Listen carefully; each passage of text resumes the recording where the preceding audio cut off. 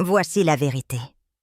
Certaines choses sont douloureuses à entendre, mais garder le silence à leur sujet peut être mortel. Chaque semaine, je rencontre des femmes âgées qui souffrent non pas d'une maladie incurable, mais d'habitudes simples et quotidiennes qu'elles croyaient inoffensives, voire saines. Et si je vous disais que la façon dont vous abordez le plaisir solitaire, après 60 ans, pourrait discrètement dérégler vos hormones, endommager votre plancher pelvien, et même vous coûter des années de vie. Je m'appelle Dray, Isabelle Moreau, et je suis une médecin spécialisée dans le bien-être des femmes, avec plus de 30 ans d'expérience, à aider des milliers de femmes, comme vous, à vivre plus longtemps, plus fortes, et avec plus de confiance. Je ne suis pas ici pour juger. Je suis ici pour veiller sur vous, car lorsque personne d'autre n'est prêt à en parler, je crois que quelqu'un doit le faire. La plupart d'entre nous ont été élevés en croyant que la masturbation est un acte sûr et privé, quelque chose dont on ne se lasse pas et qu'on ne devrait certainement pas avoir à expliquer. Mais voici le paradoxe après 60 ans, ce qui soutenait autrefois votre vitalité pourrait en fait la drainer. L'acte qui apportait autrefois du soulagement pourrait maintenant être la source de fatigue de relations sexuelles douloureuses, de déséquilibres hormonaux et même de complications du plancher pelvien. Et le pire, vous pourriez ne pas le savoir avant qu'il ne soit trop tard. Dans ce guide, je vais vous présenter les 5 erreurs de masturbation les plus dangereuses que les femmes plus âgées commettent aujourd'hui. Il ne s'agit pas de simples faux pas. Ce sont des risques médicalement documentés spécifiques, à l'âge qui peuvent saper vos hormones, endommager votre plancher pelvien, augmenter l'inflammation et perturber silencieusement votre santé de l'intérieur. La bonne nouvelle, c'est que ces erreurs sont tout à fait évitables une fois que vous savez quoi surveiller. Alors que vous ayez 60, 70 ou même 85 ans, il ne s'agit pas de honte. Il s'agit de clarté et de reprendre le contrôle. Restez avec moi, car la première erreur est quelque chose que je garantis que 9 femmes sur 10 de plus de 60 ans font. Et cela pourrait lentement éteindre la sensibilité de votre corps, sans même que vous vous en rendiez compte. Avant de commencer, si vous êtes sérieuse au sujet de la protection de votre santé en vieillissant, assurez-vous de cliquer sur le bouton d'abonnement et d'activer les notifications pour ne jamais manquer un autre conseil important, conçu spécialement pour les femmes de plus de 60 ans. Et si cette vidéo vous parle, tapez 1 dans les commentaires. Si vous pensez que je peux faire mieux, tapez 0. Vos retours m'aident à vous aider. Commençons par la première erreur, et peut-être la plus négligée. C'est quelque chose que beaucoup de femmes font en privé pensant que c'est inoffensif, mais cela reprogramme silencieusement votre cerveau et draine votre désir. Je parle de la façon dont la pornographie affecte votre esprit après 60 ans. Erreur en deuxième. Utilisez une pornographie qui surstimule votre cerveau et engourdit votre corps. J'ai été assise en face de centaines de femmes dans la soixantaine, la septantaine, et même la huitantaine des femmes fortes, des femmes honnêtes. Des femmes qui ont bâti des entreprises, élevé des familles, lutté contre la maladie, et tenu bon face aux tempêtes de la vie. Et pourtant, lorsque nous abordons ce sujet, elles baissent soudainement, les yeux s'agitent sur leur chaise et disent quelque chose comme « Docteur, je sais que c'est étrange de demander à mon âge, mais est-ce que regarder de la pornographie est toujours acceptable ?» Ce n'est pas du tout une question étrange. En fait, c'est l'une des plus importantes qu'une femme puisse se poser après 60 ans. Car ce que vous voyez à l'écran et la fréquence à laquelle vous le voyez n'affectent pas seulement votre esprit. Cela affecte vos hormones, votre excitation, votre confiance, votre capacité à vous sentir connecté et même votre santé cérébrale à long terme. Le problème n'est pas la pornographie en soi. C'est la façon dont la pornographie moderne est conçue rapide, agressive, avec des angles des scènes et une stimulation qui change constamment. Elle submerge le système de dopamine naturel de votre cerveau, surtout en vieillissant. À 20 ans, votre cerveau peut se remettre de cette stimulation intense, mais à 65 ans, la chimie change. Ce qui vous procurait autrefois du plaisir vous laisse maintenant engourdie, frustrée ou dépendante. J'ai eu des patientes qui me disaient « Je ne peux plus être excitée sans ça » ou « Je me sens anxieuse et déprimée après avoir fini ». Ce n'est pas un échec de la féminité. C'est votre biologie qui réagit à une surexposition. Votre cerveau devient moins réceptif à une excitation réelle et douce. Vous pourriez trouver plus difficile de vous exciter sans cette surcharge visuelle. Pire encore, votre corps pourrait commencer à se déconnecter complètement de l'acte. C'est comme si votre esprit était excité, mais que votre corps ne recevait pas le message. Il ne s'agit pas seulement de fonction sexuelle. Il s'agit de dignité. Il s'agit de contrôle. Lorsque vous dépendez de quelque chose d'extérieur pour ressentir du plaisir, vous cédez une partie de votre autonomie. Et après 60 ans, lorsque les hormones sont plus fragiles et que l'énergie met plus de temps à se reconstituer, ce coût devient beaucoup plus élevé. La pornographie altère également votre perception de l'intimité. Pour les femmes qui ont perdu leur partenaire ou n'ont plus de vie sexuelle active, elle peut devenir un substitut à la connexion humaine. Mais aucun écran ne peut offrir la sécurité émotionnelle et la chaleur du contact réel. Avec le temps, certaines femmes se retrouvent à utiliser la pornographie, non pas par désir, mais pour se distraire de la solitude du deuil ou de l'ennui. Maintenant, ne vous méprenez pas, je ne suis pas ici pour vous faire honte. J'ai conseillé des chefs d'entreprise, des agricultrices, des professeurs, même des religieuses de bonnes femmes, à qui on n'a jamais appris comment le cerveau féminin change avec l'âge. Elles ne savaient pas que ce qui semblait inoffensif à 40 ans pouvait devenir nocif à 70. Ce que je dis toujours, c'est ceci, si cela vous laisse un sentiment de vide, de fatigue, de déconnexion ou d'insatisfaction, il est temps de reconsidérer la question. Vous méritez plus que 5 minutes d'évasion suivies d'heures de fatigue ou de culpabilité. Vous méritez une satisfaction qui vous nourrit pas, qui vous épuise. Alors que pouvez-vous faire? Commencez par remarquer comment vous vous sentez après, pas pendant. Pendant, on aura toujours l'impression d'un soulagement. Mais qu'en est-il 30 minutes plus tard? 2 heures. Vous sentez-vous ancré et calme, ou terne et agité? Votre corps dit la vérité si vous l'écoutez. Essayez de faire une pause d'1 semaine. Au lieu des écrans, explorez le toucher en pleine conscience. Sans but, sans précipitation, juste la sensation. Cela peut sembler inhabituel au début, mais la plupart des femmes rapportent une plus grande sensibilité, une meilleure lubrification et même une plus grande stabilité émotionnelle après seulement une courte période d'abstinence. Si renoncer complètement à la pornographie semble trop difficile, réduisez l'intensité. Choisissez un contenu plus lent, évitez de changer de vidéo rapidement et ne vous masturbez jamais lorsque vous n'êtes pas réellement excité. C'est à ce moment-là que le corps commence à le traiter comme une habitude plutôt que comme une réponse. Vous pouvez également essayer des techniques de méditation ou de respiration pendant le plaisir solitaire.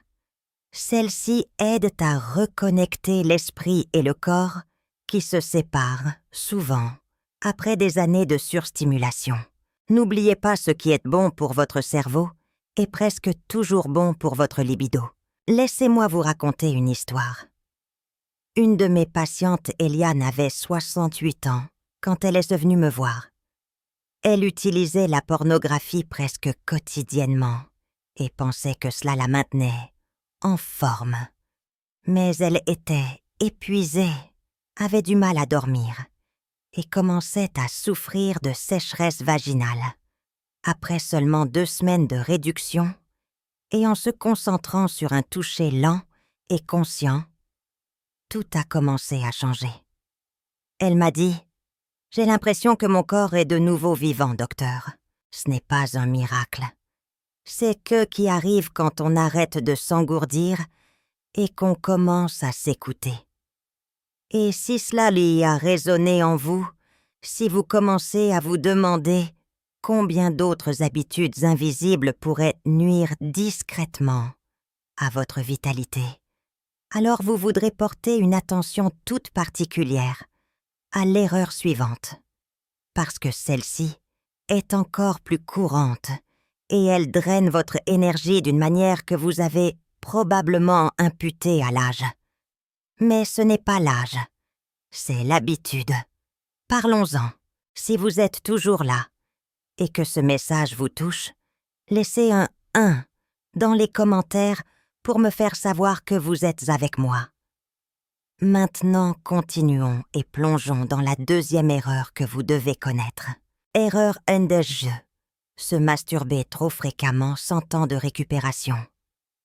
L'une des vérités les plus mal comprises sur la santé des femmes après 60 ans est la quantité de repos et de récupération dont votre corps a besoin non seulement après l'exercice ou le stress, mais après l'excitation elle-même. Je l'ai vu d'innombrables fois dans mon cabinet.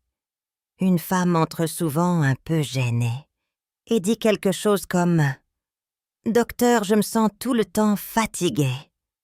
Je ne dors pas bien, mon énergie baisse et mon humeur est instable. Mais mes analyses sont bonnes et je mange bien. Qu'est-ce que je rate ?» Et quand je l'interroge doucement sur ses habitudes de masturbation, il y a souvent une pause. Parfois un haussement d'épaule, parfois un rire nerveux. La plupart du temps, elle n'a même pas envisagé que cela puisse faire partie du problème. Soyons absolument clairs, la masturbation n'est pas le problème. Mais la fréquence à laquelle vous le faites et si votre corps récupère fait toute la différence, surtout après 60 ans. Quand vous êtes plus jeune, votre corps rebondit vite. Votre système hormonal est robuste et votre système nerveux se réinitialise rapidement. Mais en vieillissant, surtout après la ménopause, ces processus ralentissent. Après un orgasme, votre corps subit un changement hormonal, y compris une augmentation de la prolactine qui peut provoquer cette sensation de somnolence ou même de légère dépression par la suite. Quand vous avez 20 ou 30 ans, cette baisse est de courte durée. Mais dans la soixantaine, il peut falloir plus de temps à votre corps pour restaurer son délicat équilibre hormonal. Si vous vous masturbez plusieurs fois par semaine, ou même quotidiennement, sans une récupération adéquate, vous maintenez votre corps dans un cycle constant d'épuisement.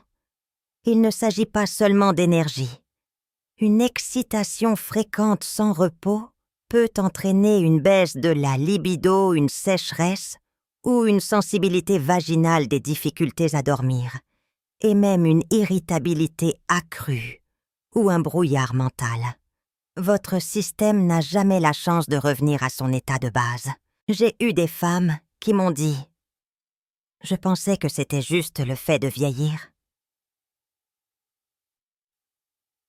Mais lorsqu'elles ont réduit leur fréquence et ont accordé à leur corps plus de temps entre les séances, tout s'est amélioré, l'humeur, la concentration, même la motivation.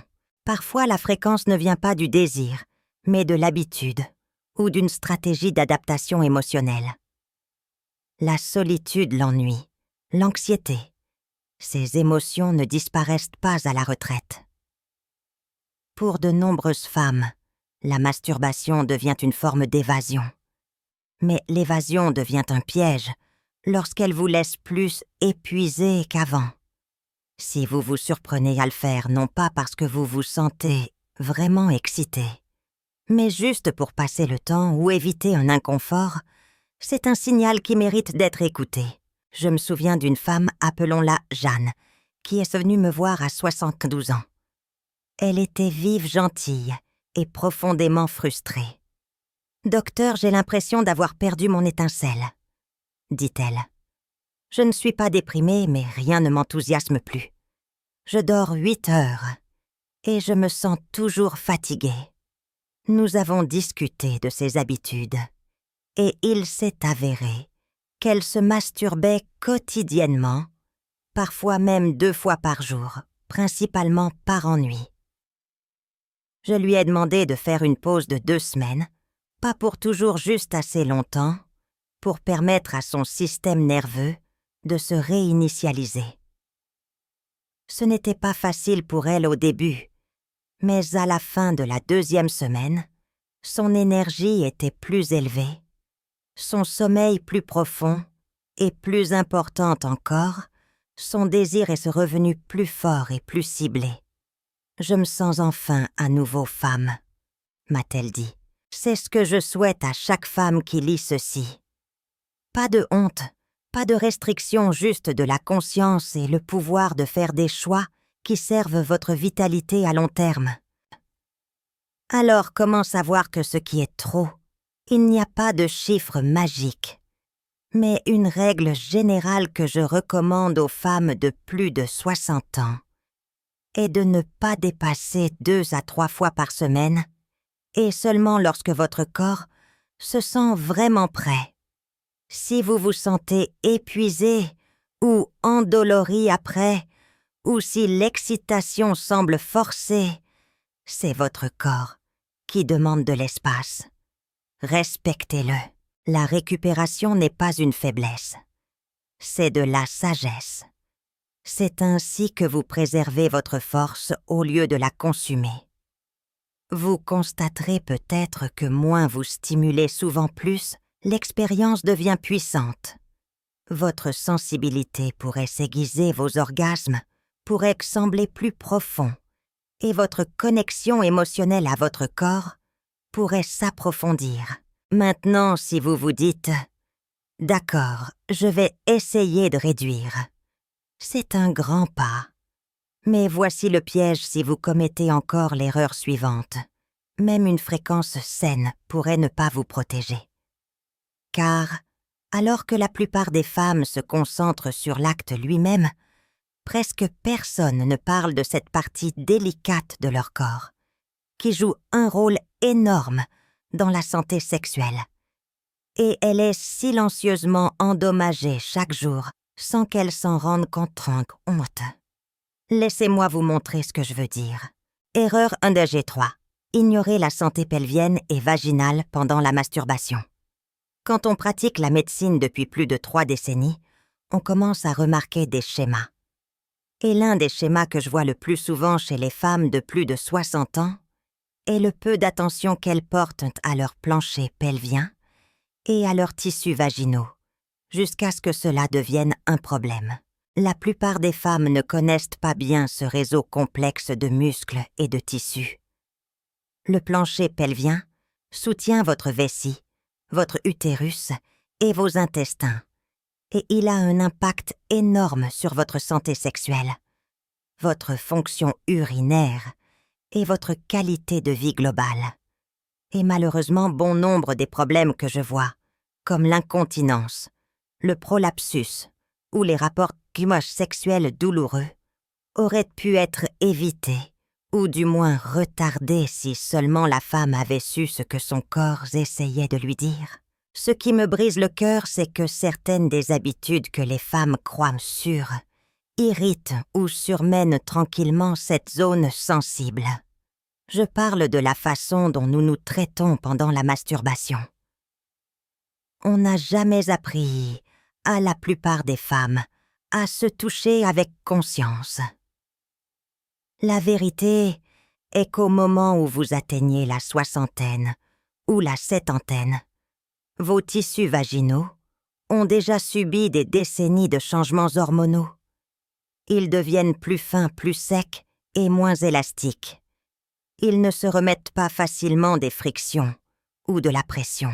Beaucoup de femmes plus âgées développent avec le temps des habitudes dont elles ne réalisent même pas qu'elles leur sont néfastes. J'ai eu des patientes qui me disaient qu'elles utilisaient une pression intense, une technique de edging prolongée, ou qu'elles se masturbaient sans excitation complète et sans lubrification. Le problème avec ces schémas, c'est qu'ils exercent un stress excessif sur le plancher pelvien et peuvent en provoquer des micro-déchirures ou une inflammation des tissus vaginaux délicats. Les dommages s'accumulent lentement, silencieusement. Vous pourriez ne pas le sentir tout de suite, mais ensuite viennent les signes subtils, une douleur sourde dans le bassin, une fuite urinaire lorsque vous toussez ou une sensation de brûlure. Parfois, cela se manifeste par un orgasme plus faible ou un changement de sensation. Souvent, ces signes sont rejetés comme faisant simplement partie du vieillissement. Mais je peux vous dire que dans de nombreux cas, ce n'est pas le cas. Ce sont des signaux. Une femme avec qui j'ai travaillé, Martine, avait 66 ans lorsqu'elle est venue me voir pour des rapports intimes douloureux. Les examens n'ont rien montré d'alarmant, mais lorsque nous avons creusé ses habitudes, elle a révélé qu'elle se masturbait à peu près de la même manière depuis plus de 40 ans, rapidement, avec une pression ferme et de manière presque mécanique. Je lui ai demandé de faire un simple changement, ralentir, prendre son temps, utiliser un lubrifiant de qualité et se concentrer sur la sensation, pas sur la vitesse. En un mois, ses symptômes ont commencé à s'atténuer. 2 mois plus tard, elle profitait à nouveau d'un contact confortable et agréable. Tous les cas ne sont pas aussi simples, mais j'ai vu cette histoire se répéter encore et encore. La clé est de respecter votre corps comme un système vieillissant qui nécessite douceur et attention. Si vous vous masturbez sans être excité par habitude plutôt que par désir, cela peut créer une tension dans le plancher pelvien.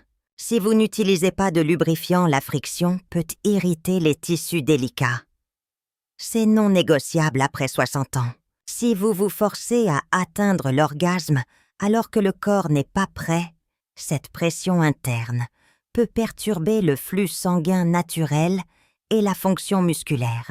Prendre soin de votre santé pelvienne ne signifie pas renoncer au plaisir.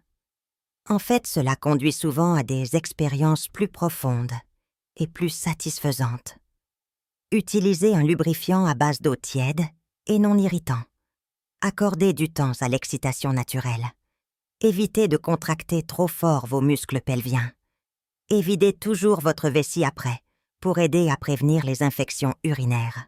Je dis souvent à mes patientes, pensez à votre plancher pelvien comme aux fondations d'une belle maison historique. Il restera solide et porteur si vous l'entretenez avec soin. Mais si vous l'ignorez ou le soumettez à un stress constant, des fissures finiront par apparaître. Alors n'attendez pas les symptômes. Commencez à traiter votre corps comme le système précieux qu'il est. Il ne s'agit pas d'avoir peur. Il s'agit d'être informé. Maintenant, si tout cela commence à ressembler à plus qu'un simple problème physique, vous avez absolument raison. Car il y a une autre erreur que je vois tant de femmes plus âgées commettre, et elle est encore plus profonde. Elle concerne ce qui se passe émotionnellement dans les moments calmes où personne n'est là. Parlons-en. Si vous êtes toujours en train de regarder et que ces idées résonnent en vous, n'hésitez pas à commenter le chiffre 1 ci-dessous. Cela me permet de savoir que vous êtes toujours avec moi. Maintenant, continuons avec le point numéro 4. Erreur endogène 4. Se masturber sans mouvement stimulation sédentaire. Je ne saurais vous dire combien de fois une femme est entrée dans mon cabinet en disant « Docteur, je ne comprends pas. Je fais tout correctement. Je n'exagère pas, je réduis la pornographie, je suis douce. Mais je me sens toujours engourdie là-dessous. Comme s'il y avait juste moins de vie. C'est toujours suivi d'un air de frustration silencieuse. Elles se sentent déconnectées de leur propre corps et ne comprennent pas pourquoi. Le plus souvent, cela m'amène à poser une question simple. Quand vous vous masturbez, bougez-vous votre corps du tout? Ou restez-vous simplement allongé immobile comme une pierre? Presque à chaque fois, la réponse c'est la même. Elles sont allongées complètement immobiles, souvent dans la même position depuis des années. Cela peut sembler un petit détail, mais je vous assure que ce n'en est pas un. Lorsque vous n'impliquez pas votre corps dans le processus, surtout après 60 ans, vous coupez l'un des ingrédients les plus importants pour la santé sexuelle, la circulation sanguine. En vieillissant, la circulation devient naturellement moins efficace. C'est juste une partie du processus. Le cœur travaille un peu plus fort et le sang ne circule pas aussi vite. C'est pourquoi le mouvement est tellement plus important dans les dernières décennies de la vie. Lorsque vous vous masturbez sans engager vos muscles, sans bouger vos hanches, sans rien faire, pour encourager la circulation pelvienne, vous affamez la zone même que vous essayez de ranimer. Avec le temps, cette immobilité peut émousser les sensations, affaiblir l'excitation et même contribuer à un dysfonctionnement du plancher pelvien. Je me souviens d'une patiente en particulier, Jacqueline. Elle avait 60 ans en veuve à la retraite et elle m'a dit qu'elle avait toujours un fort désir, ce qui était formidable. Mais elle a admis qu'elle se stimulait presque toujours, allongée sur le dos, s'endormant parfois même après. Pas de mouvement, pas d'engagement, juste la routine. Au cours de la dernière année, a-t-elle dit, c'était devenu plus une corvée. C'est comme appuyer sur un interrupteur qui fonctionne à peine, m'a-t-elle confié. Cette image m'a marquée. Alors je lui ai demandé d'essayer quelque chose de nouveau. Je lui ai simplement demandé de se caler avec des oreillers. Peut-être de bouger ses hanches, de basculer son bassin, d'étirer ses jambes. Je lui ai également présenté des exercices de base du plancher pelvien, juste quelques contractions douces pour réveiller la zone. Après quelques semaines, elle est revenue en souriant. C'est comme si j'avais appuyé sur l'interrupteur et que les lumières s'étaient vraiment allumées cette fois, m'a-t-elle dit. Vous voyez, votre système sexuel fait partie d'un réseau complet. Ce ne sont pas seulement des nerfs et des hormones. C'est du sang, de l'oxygène, des muscles et une posture. Lorsque vous restez complètement sédentaire, vous entraînez votre corps dans un état de passivité. Même quelque chose d'aussi simple que de surélever vos hanches, de respirer plus profondément ou d'engager doucement vos cuisses et vos fessiers peut raviver cette connexion. Essayez de faire une courte promenade avant. Étirez le bas de votre dos. Ces petits signaux disent au corps « Réveille-toi, sois présent, fais circuler ». Il ne s'agit pas de transformer le plaisir solitaire en séance d'entraînement. Il s'agit de conscience. Il s'agit de réapprendre que votre corps tout entier fait partie de votre système d'excitation. Mais voilà, même si vous bougez, si vous êtes douce et si vous espacez les séances, il y a un autre piège. Et celui-ci ne concerne pas du tout le corps. Il concerne le cœur. Parce que parfois, ce qui vous retient vraiment n'est pas physique, c'est émotionnel. Laissez-moi vous expliquer. Erreur, endoge l'utiliser pour fuir la douleur émotionnelle au lieu de l'affronter. J'ai toujours cru que le corps, Jean, ne ment pas. Vous pouvez ignorer les signes, surmonter l'inconfort, ou vous distraire, mais tôt ou tard, ce que vous n'avez pas affronté émotionnellement se manifestera physiquement. Et nulle part cela n'est plus vrai que dans la vie des femmes plus âgées, qui se tournent vers la masturbation, non pas pour la connexion ou la libération, mais pour le réconfort, pour l'évasion, pour le silence, lorsque la solitude devient trop pesante. J'ai perdu le compte du nombre de conversations que j'ai eues avec des femmes dans la soixantaine, la septantaine, et au-delà qui finissent par admettre d'une voix douce « Docteur, parfois je ne suis même pas excitée. Je le fais juste parce que, je ne sais pas, ça m'aide à ressentir quelque chose ou rien au moins pour un petit moment. Et ce moment, cette honnêteté me touche toujours profondément. Parce que je connais ce genre de silence. Je l'ai vu dans les yeux des veuves, dans la voix des aidantes, sur les épaules des femmes qui ont vu leur vie se rétrécir après la retraite ou une perte. Personne ne dit aux femmes qu'il est normal de ressentir du chagrin, de la tristesse ou même un engourdissement. Alors que se passe-t-il, cette faim émotionnelle est enfouie. Et à sa place, des habitudes se forment, des habitudes silencieuses et solitaires. La masturbation devient un moyen de noyer brièvement la douleur du manque de quelque chose ou de quelqu'un. Soyons clairs, il n'y a rien de mal à chercher du réconfort. Nous le faisons tous. Mais lorsque la masturbation devient un moyen principal d'éviter la douleur, plutôt que de la traiter, elle érode lentement le sentiment d'identité d'une femme. L'acte qui symbolisait autrefois la vie et la vitalité devient mécanique, une évasion momentanée qui la laisse encore plus seule une fois terminée. Je me souviens d'une patiente, Hélène. Tarzan, une enseignante à la retraite, qui vivait seule depuis le décès de son mari 7 ans plus tôt. « Les jours se ressemblent maintenant », m'a-t-elle dit. Elle se masturbait presque quotidiennement, mais pas parce qu'elle était particulièrement excitée. C'était juste un moyen de passer la soirée. Mais quand je lui ai demandé comment elle se sentait, après, elle a fait une pause. Vide, a-t-elle admis, et plus fatiguée qu'avant. Ce mot vide est ce que j'ai vu si souvent. La masturbation utilisée de cette manière ne nourrit pas. Elle ne fait qu'engourdir. Mais voici la bonne nouvelle, et je veux que chaque femme qui lit ceci l'entende, vous n'êtes pas brisée. Vous n'êtes pas trop vieille pour vous sentir connectée, pour vous sentir vivante, pour ressentir profondément.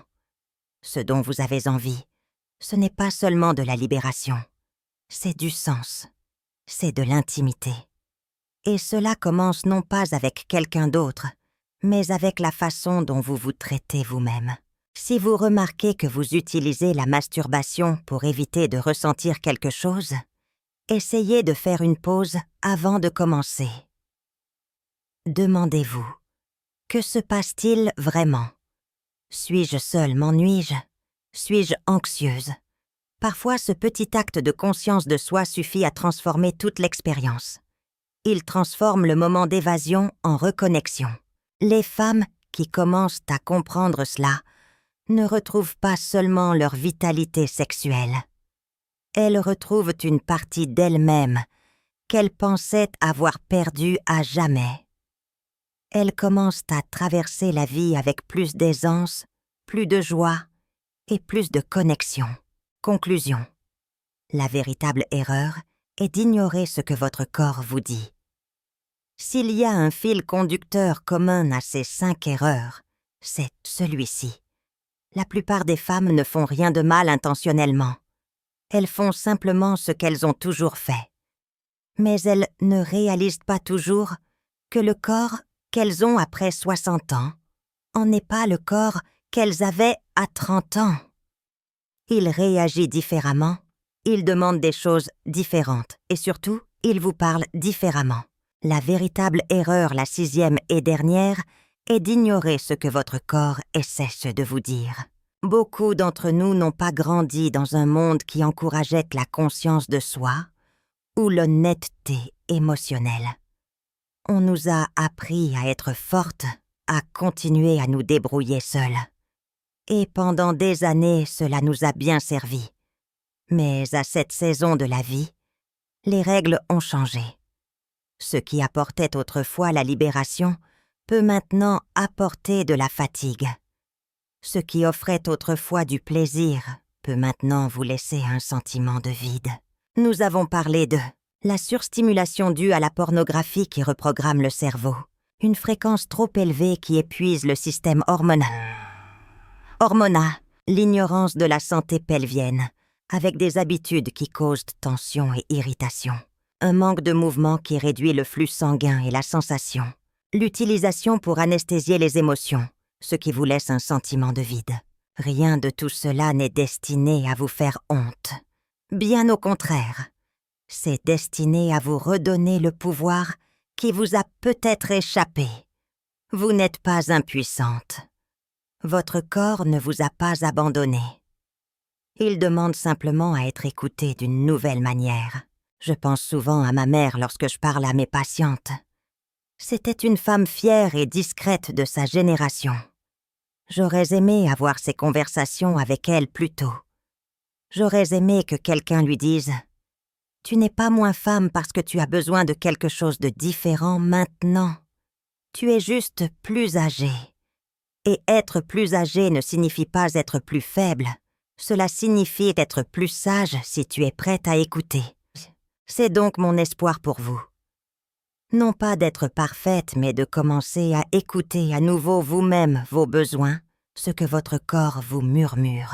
Au moment où vous commencerez à faire de petits changements, prendre votre temps, choisir la présence plutôt que l'habitude, intégrer le mouvement dans votre routine.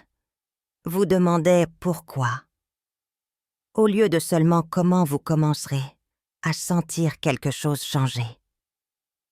Régulièrement, honnêtement, puissamment, vous avez du temps, vous avez de la sagesse et vous avez la capacité de créer une relation avec votre corps qui honore d'où vous venez et où vous voulez encore aller. Une leçon de vie de la Dosara. Moreau, la leçon la plus précieuse que j'ai apprise à la fois en tant que médecin et en tant que femme est que la vitalité n'est pas quelque chose que l'on perd avec l'âge, c'est quelque chose que l'on maintient avec la conscience. Votre corps est votre plus vieil ami. Il a été avec vous, à travers tout. Le plus grand acte de respect de soi que vous puissiez pratiquer dans vos dernières années est d'apprendre enfin son langage et d'écouter ce qu'il vous dit. Il n'est jamais trop tard pour commencer cette conversation. Quelle est la chose que vous essaierez différemment après avoir lu ceci? Faites-le moi savoir dans les commentaires ci-dessous. Vos expériences peuvent aider d'autres femmes sur ce même chemin. Si vous avez trouvé ce guide précieux, veuillez le partager avec une amie, une sœur ou une parente qui pourrait avoir besoin d'entendre ce message. Et n'oubliez pas de vous abonner pour plus de conseils pour vous aider à vivre une vie plus forte et plus saine.